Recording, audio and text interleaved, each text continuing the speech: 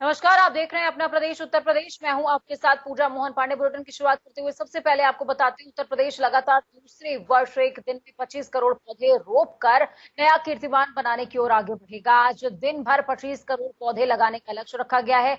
इसी क्रम में राज्यपाल आनंदीबेन पटेल झांसी में वृक्षारोपण करेंगी, जबकि मुख्यमंत्री योगी आदित्यनाथ सुल्तानपुर में पौधारोपण करने वाले हैं। वन मंत्री दारा सिंह चौहान भी मुख्यमंत्री के साथ ही सुल्तानपुर में रहेंगे, जबकि उप मुख्यमंत्री केशव प्रसाद मौर्य लखनऊ में पीडब्ल्यूडी के हर्बल वाटिका में पौधारोपण करने वाले हैं। सभी मंत्रियों से कहा गया है कि वो विभिन्न क्षेत्रों में जाकर आम जन के साथ पौधारोपण जरूर करें। इसके अलावा सभी जिलों के प्रभारी मंत्री अपने अपने जिले में आयोजित वृक्षारोपण कार्यक्रम में भाग लें।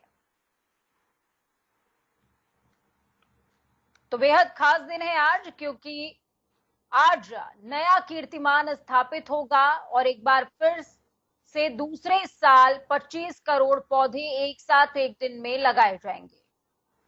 हालांकि सरकार के इस जन आंदोलन को लेकर के विपक्षी लगातार हमलावर रहे हैं, लेकिन बावजूद इसके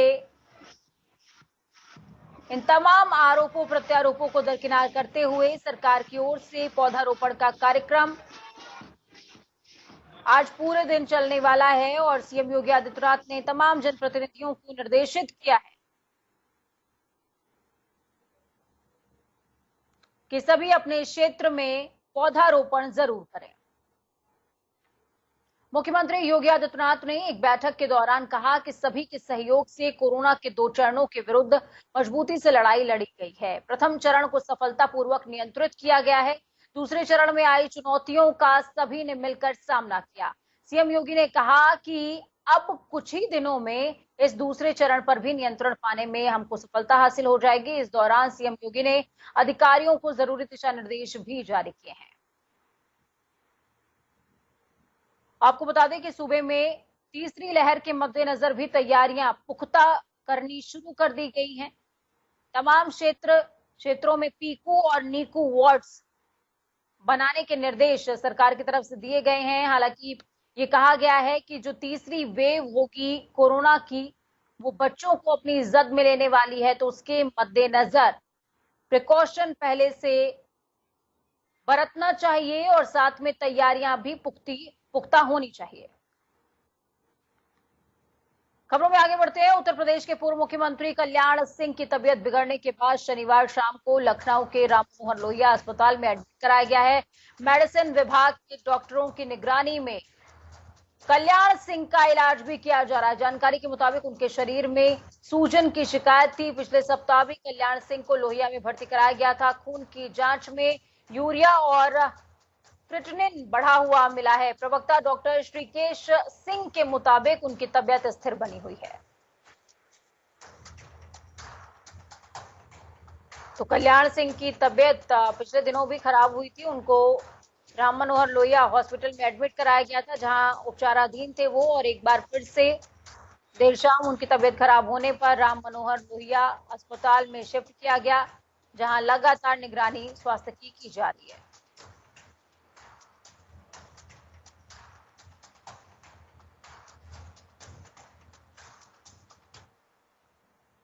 उत्तर प्रदेश की सत्ता पर काबिज भारतीय जनता पार्टी ने जिला पंचायत अध्यक्ष पद की चुनावों में अपना परचम लहरा दिया है। भाजपा के 21 प्रत्याशी पहले ही निर्विरोध जीते थे और शनिवार को 53 पदों पर मतदान के बाद आए परिणाम में बीजेपी ने विपक्ष का मैदान समेट दिया।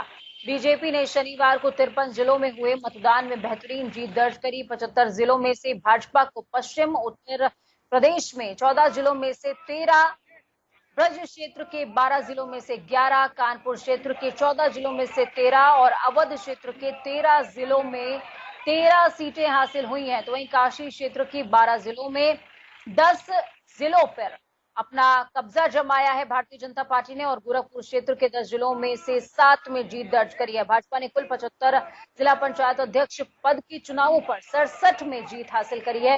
प्रमुख विपक्षी दल समाजवादी पार्टी के खाते में महज 5 सीटें गई। बड़ा झटका है समाजवादी पार्टी को। ये वो समाजवादी पार्टी है जिसकी तूती बोलती थी। हमेशा पंचायत चुनावों में राष्ट्रीय लोक दल ने 1 सीट पर जीत दर्ज की है।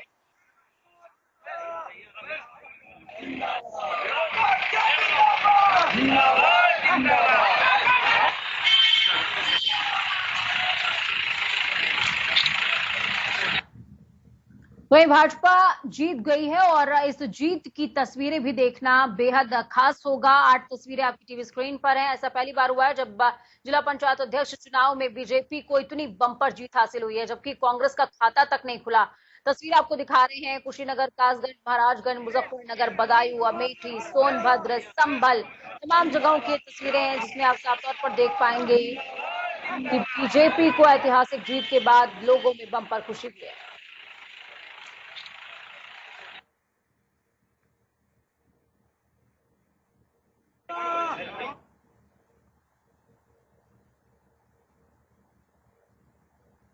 तो वहीं यूपी जिला पंचायत अध्यक्ष चुनाव में भाजपा को ऐतिहासिक जीत मिलने के बाद प्रधानमंत्री नरेंद्र मोदी ने पार्टी कार्यकर्ताओं को बधाई दी और इस बड़ी जीत का श्रेय भी यूपी के मुख्यमंत्री योगी आदित्यनाथ को दिया। साथ में गृह मंत्री अमित शाह ने भी ट्वीट किया। गृह मंत्री अमित शाह ने ट्वीट करते हुए कहा कि उत्तर प्रदेश पंचायत अध्यक्ष चुनावों में भाजपा की भव्य जीत पर योगी आदित्यनाथ जी, प्रधानमंत्री जी व योगी जी के नेतृत्व में भाजपा सरकार प्रदेश के किसान, गरीब, वंचित वर्ग, तमाम लोगों को साथ में लेकर के चल रही है। तमाम लोगों, आपको, प्रदेश वासियों बधाई।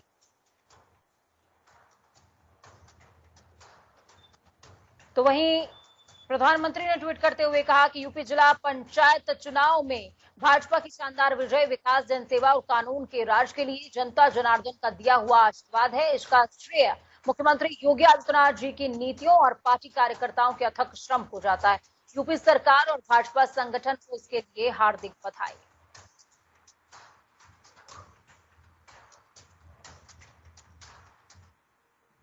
तो इस खबर पर ज्यादा जानकारी के लिए ग्राउंड जीरो से हमारे साथ में अनिल के अंकुर ब्यूरो चीफ जुड़ चुके हैं। अनिल जी, जिस तरीके की तस्वीरें कल देखने को मिली, भाजपा में उत्साह है, लेकिन सबसे बड़ा सवाल ये कि ये अभी सिर्फ झांकी है, विधानसभा अभी बाकी है।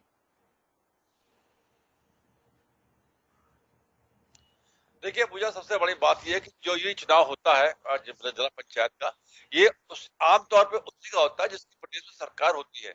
और आप पिछले जितने रिकॉर्ड देख लें, पिछले 20 साल 25 साल के, तो उसमें जिसकी सत्ता रही है, तो सत्ता दल के ही लोग अधिक से अधिक जिला पंचायतों में चुनाव जीतते आए हैं। ऐसा अब बहुत लंबे समय से रहा है, क्योंकि इसमें जो चुनाव होता है, डायरेक्ट चुनाव नहीं होता है। जिला पंचायतों का चुनाव जो है अप्रत्यक्ष होता है। अगर डायरेक्ट चुनाव होता, सीधे जनता चुन रही होती, तो इसका सिनेरियो दूसरा होता। लेकिन क्योंकि इसमें चुने हुए प्रतिनिधि चुनते हैं, तो जिस तरीके से हाईजैकिंग होती है, उन लोगों की किडनैपिंग होती है, इस तरीके आरोप लगाए जाते हैं। लगातार विपक्ष इस बात का आरोप लगाता रहा है कि मतलब उनके जो सदस्य है, कैसे किडनैप किया जा रहा है और उनको हटाया जा रहा है, और तरह तरह के वीडियो वायरल हुए पूरे। तो ये पूरा चुनाव का सिनेरियो क्या है, अपने आप में अगर सच में देखा जाए तो ये वास्तविक लोकतंत्र में हमला भी कहा जा सकता है। लेकिन क्योंकि प्रथा चली आ रही है, तो ये चुनाव को हम कहीं से इस ऐसे 2022 के विधानसभा चुनाव के प्रतिबिंब में नहीं दे सकते हैं। उसका एक अलग सिनेरियो होगा और इसका अलग सीन है, क्योंकि वो चुनाव सीधे जनता के थ्रू होता है। और ये चुने हुए प्रतिनिधि चुनते हैं, उनको कैसे चुना जाता है, ये आम धारणा बिल्कुल तय है। तमाम लोगों को मालूम है कि किस तरीके से इनकी हार्स ट्रेडिंग होती है। तो हार्स ट्रेडिंग को लेकर तमाम आरोप प्रत्यारोप लगते रहे अधिकारियों पर और पुलिस पर, यहाँ तक कि जो सत्तारूढ़ दल है उनके बड़े बड़े नेताओं पर भी इस प्रकार के आरोप लगते रहे। ऐसी स्थिति में हम कतई भी इस बात को दावेदारी से नहीं कह सकते कि इस चुनाव में होने वाली विजय 2022 के विधानसभा चुनाव की एक द्योतक उसका प्रतीक है, ऐसा नहीं कहा जा सकता है।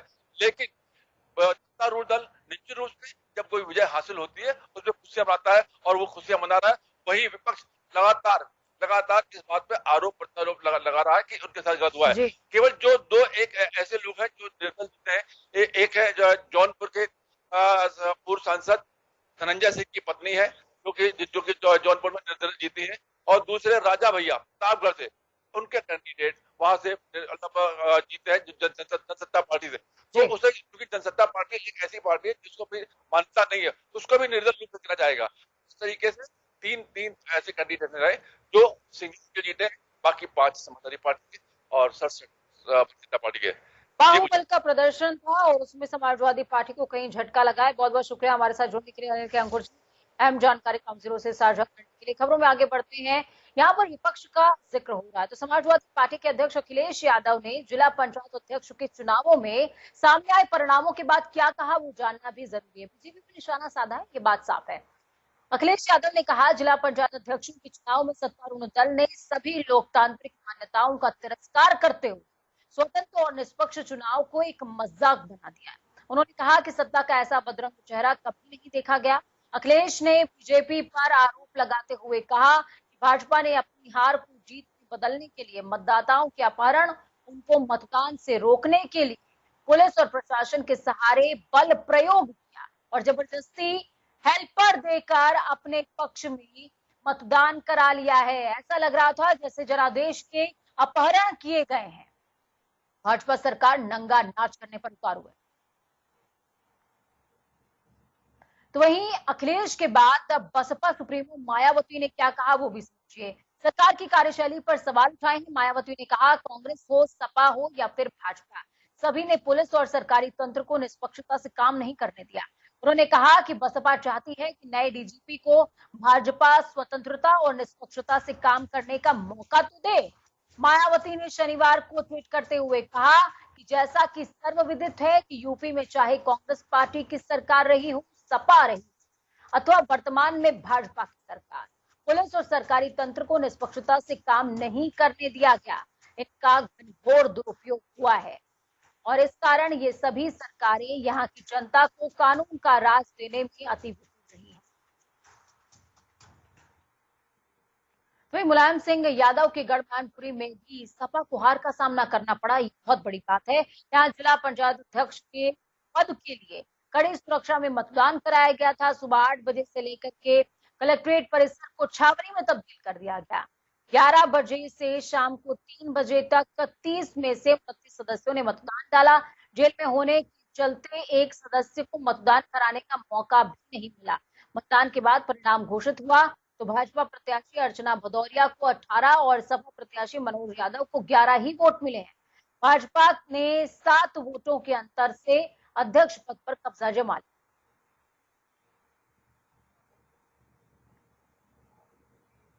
अब बात होगी देवभूमि उत्तराखंड की। पुष्कर सिंह धामी आज शाम को 5 बजे उत्तराखंड के 11वें मुख्यमंत्री के तौर पर अपने मंत्रिमंडल के साथ शपथ लेने वाले हैं। देहरादून में शनिवार को हुई हाई लेवल मीटिंग के बाद धामी के नाम पर मोहर लगी। मुख्यमंत्री का नाम फाइनल होने के बाद पुष्कर सिंह धामी राजभवन पहुंचे और उत्तराखंड की राज्यपाल बेबी रानी मौर्य के सामने सरकार बनाने का दावा भी पेश किया। इस दौरान उनके साथ कई विधायक भी मौजूद रहे। पुष्कर सिंह धामी खटीमा से लगातार 2 बार विधायक हैं, तो वहीं बीजेपी युवा मोर्चा के प्रदेश अध्यक्ष भी रहे हैं। कॉलेज के दिनों में ही एबीवीपी से जुड़े धामी की युवाओं में बेहतर पकड़ है।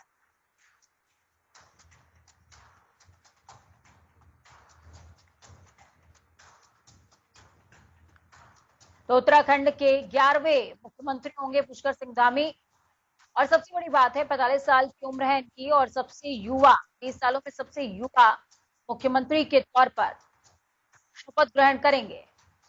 हालांकि रेस में सतपाल सिंह महाराज और तमाम लोगों का नाम था, जिनको पिछाड़ते हुए पुष्कर सिंह धामी का नाम आगे आया और सबसे युवा और 11वें मुख्यमंत्री के तौर पर शपथ लेंगे।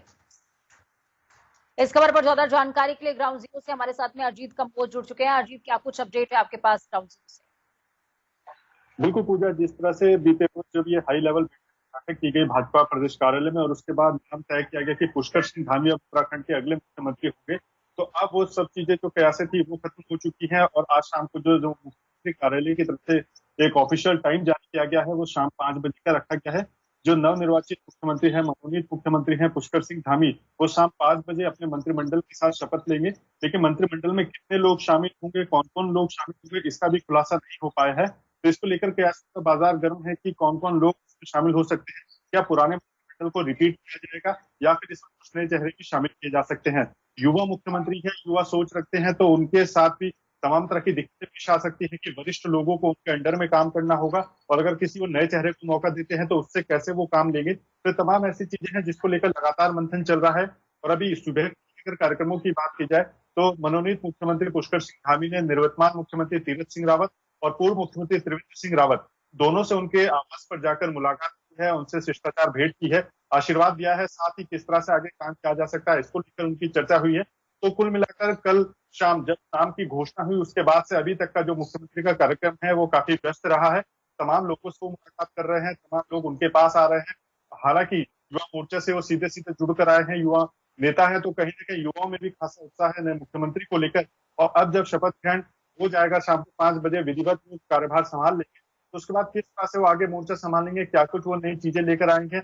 युवा है तो उनके दिमाग में काफी चीजें चल रही होंगी उत्तराखंड के विकास को लेकर। तो तमाम ऐसे पहलू हैं जिनको लेकर शाम 5 बजे के बाद स्थिति स्पष्ट हो पाएगी। जी बिल्कुल। मंत्रिमंडल में कौन कौन शामिल हो सकता है, अगर नामों पर हम चर्चा करना चाहें अजय? बिल्कुल पूजा, अगर मंत्रिमंडल की बात की जाए, जो राजनीतिक जानकार हैं, जो भाजपा के सूत्र हैं, उनके साफ तौर पर कहना है कि पिछली मंत्रिमंडल को ही यहाँ पर रिपीट करने की बात चल रही है। लेकिन एक बड़ी बात अपने दर्शकों तक सीधे पहुंचाना चाहेंगे कि जो पिछले मंत्रिमंडल के वरिष्ठ नेता हैं सतपाल महाराज, वो कहीं ना कहीं नाराज चल रहे हैं जिस तरह की जानकारी आ रही है, और वो इस वक्त दिल्ली में मौजूद हैं। जो हमें जानकारी मिल रही है कि देर शाम को ही नाम की घोषणा होने के बाद ही उन्होंने अपनी नाराजगी जाहिर की थी, और वो आलाकमान को अपनी नाराजगी से अवगत कराने के लिए दिल्ली रवाना हो चुके हैं। इसके अलावा कम से कम 20 से ज्यादा, या सीधे तौर पर कहें लगभग 2 दर्जन से ज्यादा जो विधायक हैं वो इस वक्त नाराज चल रहे हैं पुष्कर सिंह धामी के नाम की घोषणा होने के बाद, क्योंकि 2 बार के विधायक हैं, युवा विधायक है, इतना उनका तजुर्बा नहीं है राजनीति का। इन तमाम पहलुओं को लेकर कई वरिष्ठ नेता दिल्ली रवाना हो चुके हैं या देहरादून में रहकर ही अपनी नाराजगी जाहिर कर रहे हैं। तो इनको भी मनाने की कोशिश चल रही है, किया जा रहा है कि कैसे मैनेज किया जाएगा, अगर कहीं पर डैमेज कंट्रोल होता है तो उसको कैसे मैनेज किया जाएगा। इसको लेकर भाजपा आलाकमान ने नजर बनाए हुए है। अब पुष्कर सिंह धामी के ऊपर भी बड़ी जिम्मेदारी होगी। हालांकि उन्होंने अपनी शुरुआत कर दी है, देवेंद्र खेमे के जितने विधायक हैं उनके साथ उनकी बातचीत होगी, या तीरथ सिंह रावत से जुड़े हुए जितने विधायक हैं उनके साथ उनकी बातचीत होगी। दोनों ही पूर्व मुख्यमंत्रियों से पुष्कर सिंह धामी की यहाँ पर मुलाकात हो चुकी है, जो अभी सीएम कार्यालय की तरफ से ऑफिशियल फोटोग्राफ्स जारी किए गए हैं। तो कहीं ना कहीं पुष्कर सिंह धामी की तरफ से ये कार्य शुरू कर दिया गया है। अब शाम जब 5 बजे का समय रखा गया है मंत्रिमंडल का, तो उसमें कौन लोग शामिल होंगे, कितने लोग अभी पद की शपथ लेंगे, तमाम चीजों का भी सामने बैठकर ही पता चल पाएगा कि कौन कौन लोग शामिल हुए हैं। लेकिन इतना जरूर है, पुष्कर सिंह धामी के मुख्यमंत्री नियुक्त होने से कई लोग नाराज हो चुके हैं, इसमें वरिष्ठ नेता भी हैं। और जो अजीत, आप लगातार कह रहे हैं कि पुष्कर सिंह धामी के निर्वाचन के बाद, माफ कीजिएगा, उनके नाम पर मोहर लगने के बाद, उनके नाम के ऐलान के बाद 2 दर्जन मंत्रियों का खेमा ऐसा है जो कि नाराज चल रहा है। ऐसे में अगर हम पुष्कर सिंह धामी के तमाम जो उपलब्धियां हैं उस पर नजर डालें, तो ऐसे कौन से पॉइंट्स हैं जिनके बेस पर पुष्कर सिंह धामी दोनों ही चीजों पर सामंजस्य बिठाने में कामयाब नजर आते हैं, या फिर ये अंतरकला की शुरुआत मानी जाए? बिल्कुल पूजा, आपने ठीक कहा। अभी तक की बात की जाए तो उन्हें 7 से 8 महीने का समय बचता है आम चुनाव में उत्तराखंड को जाने के लिए। फरवरी 2022 में उत्तराखंड के भीतर आम चुनाव होते हैं, और उससे पहले एक बड़ा फेरबदल उत्तराखंड की सरकार में किया गया है। युवा नेता के हाथों में उत्तराखंड हाईकमान ने कमान सौंपी है कि आपको उत्तराखंड को आगे चुनाव में लीड करे।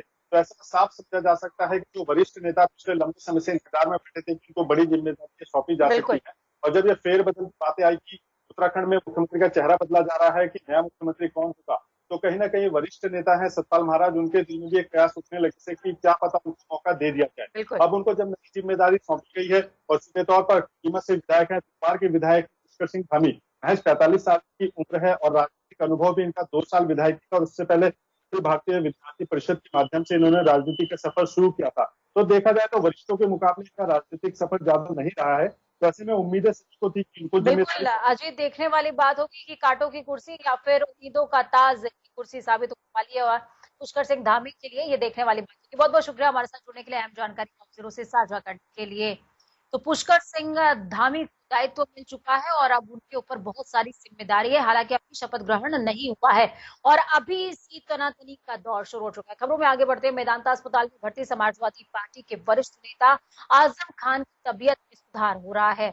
अब कैथेटर नली को निकाल दिया गया है। शनिवार को जांच रिपोर्ट में स्थिति सामान्य होने पर डॉक्टरों ने ऑपरेशन को टाल दिया, लेकिन अब उन्हें पोस्ट कोविड की समस्याओं ने घेर लिया है। कमजोरी के चलते चक्कर आना, भूलने की परेशानी, ये तमाम समस्याएं आजम खान के साथ अब शुरू हो चुकी हैं। फिलहाल उनके फेफड़ों और गुर्दों के संक्रमण में काफी सुधार है। यूरोलॉजी के अलावा यूरोलॉजी और मानसिक रोग विशेषज्ञ की निगरानी में इलाज चल रहा है। पूर्व मंत्री आजम खान के साथ उनका बेटा अब्दुल्ला भी भर्ती है। तो आजम खान की बेहतर स्वास्थ्य की जनता टीवी कामना करता है। और यहाँ पर छोटे से ब्रेक का ब्रेक, इस बार खबरों का सफर लगातार जारी है। बने रहिए जनता टीवी के साथ, क्योंकि हम हैं आपकी ताकत। अपना और अपनों का बहुत ज्यादा ख्याल।